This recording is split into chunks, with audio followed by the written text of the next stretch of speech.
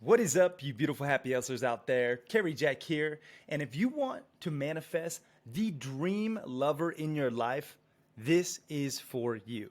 I'm telling you, after I went through this exact exercise, I manifested the lover in my life, Stephanie, my fiance and soon to be baby mama, and all the things, because I got super crystal clear on who I was looking to attract. So, we are going to go deep into the perfect partner page and buckle up because it's going to be a doozy. Now, let me just say, I'm not a relationship guru, nor do I claim to be, okay? Really, my relationship is still ever growing. It's evolving. We have adversity. We have our, bickering moments, and, we get mad at each other, and that's just life. There's no relationship that I know of that is perfect. I mean, that's just completely linear. That just, it just always gets better. That's just not life. And if someone tells you that it is, well, I'd like to meet them because I want to learn from them. But from my experience, and all the greatest relationships that I know, they have adversity. But the truth is, when you can go through this exercise that we're going to go through called the perfect partner page, this will be your beacon to attracting that perfect partner.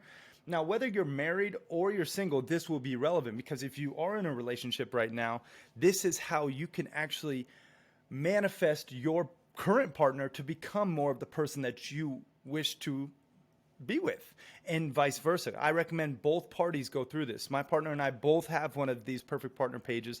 Therefore, we can start to show up in the way that our partner desires. So I'm going to start with, going through this perfect partner page so that you can really manifest the love of your life. And this is really important that you do this in very specific detail. Okay, I want you to really get out a pen and paper. If you're, just multitasking right now and you're not necessarily, only listening or only watching, you're doing other things at the gym or driving or whatever you're doing, I get it. But if you're serious about this and you really want the love of your life, this is something you have to actually write out in detail. And I would recommend writing it with a pen and paper or a pencil and paper, not really on technology. There's something about, the subconscious spirit when we can actually write it physically. It just seems to manifest a little bit more effortless. So let's, take this serious. If you want to really just do a 180 in your life with your love and attract the perfect person, this is the exercise for you. Okay, so in no particular order, I'm going to go through these different questions, and I want you to actually think about them and write them out, all right? And this is something where the more detailed, the better, okay? So really take it seriously and think through who exactly you wish to attract in your life. And I'll just tell you, The Happy Hustle, my book, the podcast, the brand, the events, everything is stemmed around these 10 alignments of being a happy hustler. It's my soul mapping proprietary framework. And number 4, the L in soul mapping acronym is loving relationships, because you cannot be a happy hustler without love in your life. So that's why this is so important to have, love, someone who really loves you, someone who's compatible, someone who you can grow with, someone who you can dream with, someone who you can build with in your life to just support you and for you to support them. So that's why this perfect partner page can be an absolute catalyst to just attracting your dream partner. Okay, without further ado, drum roll please. Number 1, your personality traits. And again, these are in no particular order. Your personality traits, the overall vibe that you're looking to attract. I want you to write out what this person that you wish to be with really, really like has as a personality. I mean, what are they? Are they, are they super like disciplined? Are they super outgoing? I mean, just describe what type of person they are, their overall vibe, like this personality traits, that they have. Number 2, looks. Okay, you want to be attracted to your partner, right? You want to keep that attraction over time. So write out their height, their weight, their body characteristics, their eye color, their hair color, their shoe size, etc. Anything you can think about in terms of their physical appearance. I want you to actually write it out. Get very specific, okay? Number 3, style. How do they dress? How do they show up? What's their fashion sense, right? Because again, this is an appearance that will cause you to be attracted to them or not so much. Number 4, sense of humor. Okay, are they funny?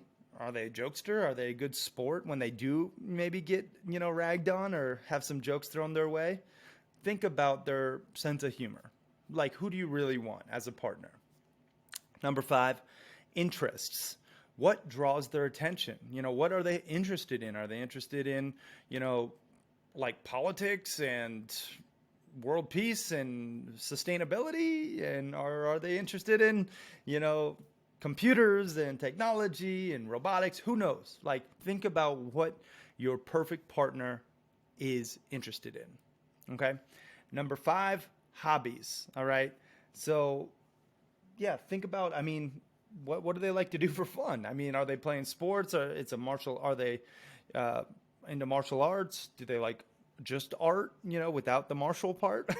What do they like to do? Think about this for your perfect partner, okay? And get really clear on it. Like, be very specific. Who you want to attract. This is your perfect partner. And again, if you're in a relationship right now, you can still go through this, and then maybe you and your partner can start to implement some of these hobbies into your guys' relationship.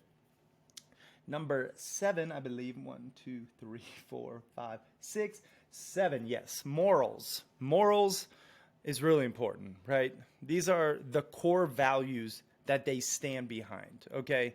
So think about, like, what do they actually stand for? Well, what's their character like?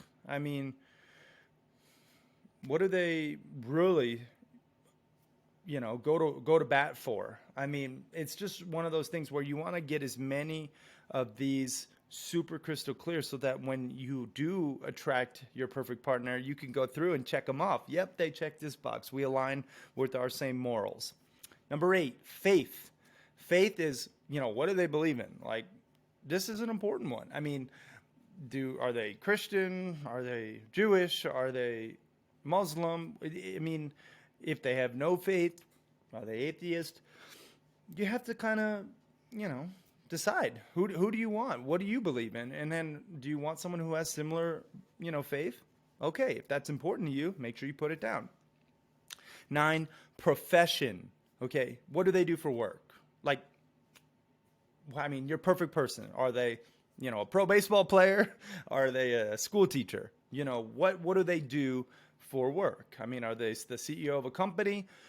You have to realize too, each of those different jobs comes with a different level of commitment, and it will also determine how much time they can spend at home with you and your family, or soon to be family. So it's like, when you're thinking through the profession, don't just go for like, oh, I want to, a rock band lead singer. It's like, that's not maybe who you really want deep down. Like, so think about this, very in depth. Again, specificity reigns supreme. You really want to make sure that you are as clear as possible.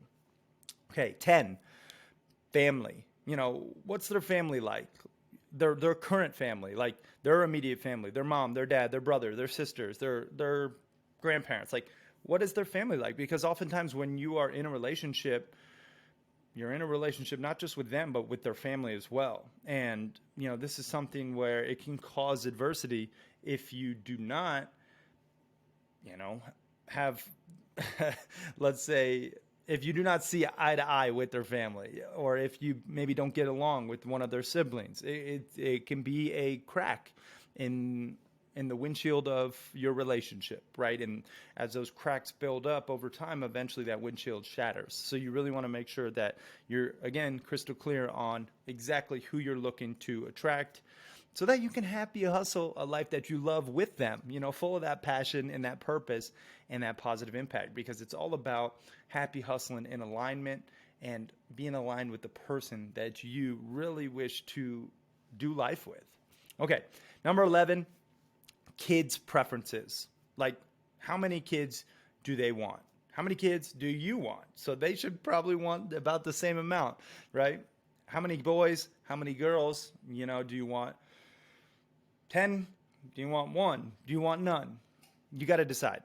And for me, I want two twin boys. I've been manifesting that. I've been praying about it. I really want two twin boys first, and like I'll tell you this. This is kind of woo woo, but I grew up training martial arts with the Taoist priest and Kung Fu master, Master Chen, and he actually has a remedy if you do want twins, or if you do want a boy. Let's say the male should be more acidic and the female should be more alkaline. That will give you the best probability to have a boy. So I have been eating a lot more red meat to be more acidic. I have been eating a lot more, things that, like, for instance, coffee is acidic. I've been drinking a lot more coffee, stuff like that. And then my fiance, Steph, since, if we were considering it, like, having these kids sooner than later, we're kind of just leaving it up to God. But when we are going through it, and these kids' preference, she's going to stay more alkaline, meaning she's going to be like, actually lemon juice, you would think it's acidic, but it actually makes your body alkaline. It manifests in the body as an alkalinity. So you kind of can like almost game the system a little bit if you actually wanted a boy, or if you wanted a girl, you could switch it, so it's like, I don't know exactly how true it is. I'll let you know after I have kids if it actually works, but I do have twins in my family. It is it's something that is possible, so I'm praying for it. Anyway, you got to think about how many kids you want in your life with your partner. Number 12, location. Where are they from? Right? Like, think about where your person's from. I mean, your perfect partner, are they from the Midwest? Are they from Europe? Are they from South America? Are they from your home state, your hometown? All this stuff matters. Get really clear on where they're from. Number 13, I believe, political views. This one, it's like one of those things that can really cause a rift. What is their political stance? Like, do they believe in the same things that you do? Are they completely opposite? Are they more, easygoing about politics? Or are they like hard charging Democrat or hard charging, Republican? Or you get the point with this one. Make sure that your political views are aligned, because that can also cause a crack in your relationship windshield. Number 14, conflict resolution. Oh, this one's huge. How do they handle conflict? How does your perfect partner handle conflict? Are they like hey, I need 24 hours to let this sit and like blow over and then we'll talk about it? Or are they like, no, let's just, handle it. If something happened, we'll just talk about it in the next 5 minutes and we'll be done, and we won't waste any more of our life, stressing about it. Like, how do they handle conflict? Because one of the things that I found in my relationship with my partner, Stephanie, is conflict resolution was an issue early on. And as we've grown and developed, we've gotten better and better. And I'm very much like, I just want to handle a problem head on, be honest, forthright, apologize if it was, my fault, and just get her done. And Stephanie is more analytical. She likes to think about it. She likes to marinate in it, take a day, just be with it, and then come back when she's more calm and, level-headed. And it's like, now we have a compromise where we don't go more, like, we give ourselves an hour when an adversity arises, but no more than that. Like, at the hour mark, we reconvene and we say, hey, the 60 minutes is up from that altercation. It's time to meet. It's time to hash it out. And you have to think about what conflict resolution looks like for your perfect partner and yourself, because there will be conflict. That's just life. Things are going to happen. External variables pop up. And how you handle that conflict will ultimately dictate if your relationship is successful or if it fails. Okay? So, really important point there. Number 16, I believe. I might have lost count, but you get the point. Long-term vision and goals. Like, who do they actually want to become? Like, what do they wish to accomplish? it's really important to have very similar long-term vision and goals. This stuff is what you're building towards, and you want to make sure that you're aligned. If your partner isn't, maybe on board with your vision or goals, well, that's going to cause, again, a crack in your relationship windshield. And ultimately, it will shatter. So you really want to make sure your long-term vision and goals are aligned. Steph and I have very big aligned goals to create a regenerative ranch, with all sorts of sustainable practices and an animal rescue. And we want to have our kids grow up as natural as possible. And we also want to have our hand in the film industry, making ethical films with sustainable practices that actually make a positive impact and inspire and educate. We both want to run businesses and are running businesses, and we're both entrepreneurial in that sense. And we have very similar political views. And so all these boxes that we, check for one another allow us to, when shit does hit the fan, inevitably, we can lean back on those big boxes that we know we're aligned on. Because when those big things are not in alignment, well, then when the little things happen, you resort back to, well, maybe this isn't the right person for me. Oh, there's more, fish in the sea. Oh, the grass is greener over there. But I'll tell you, the grass is greener where you water it, my friend. So water your own damn grass and don't worry about anyone else's grass, okay? Now, last thing, and I'll just tell you, write out anything else you can think of. Seriously, go deep here. Like, I just scratched the surface with those 16, but it's really important to just write out anything you can think of. I mean, anything about your perfect partner that, maybe I didn't mention. Are they a great cook? Are they, super sweet and sensitive? Like, really think about what your perfect partner looks like and what they feel like and how they treat you and all these different things, because that is how you can attract and manifest your dream lover. Okay, so just wrapping it up with a little recap. Number one, we had personality traits. And again, these are in no particular order. I'm just giving you the list again. Number one, personality traits, okay? Number two, looks. Number three, style. Number four, sense of humor. Number five, interests. Number six, hobbies. Number seven, morals. Number eight, faith. Number nine, profession. Number 10, family. Number 11, kids' preferences. Number 12, location, like where they're from. Number 13, political views. Number 14, conflict resolution. And number 15, yes, that's right, 15, long-term vision and goals. And then again, the 16 plus bonus is anything else you can think of, okay? Because this stuff is how you can manifest your dream lover in your life. And even if you are in a relationship, I do recommend going through this and then respectfully giving it to your partner for both of you to review, okay? So it's really one of those exercises that can change your destiny. It can change the fate of your life if you take it seriously.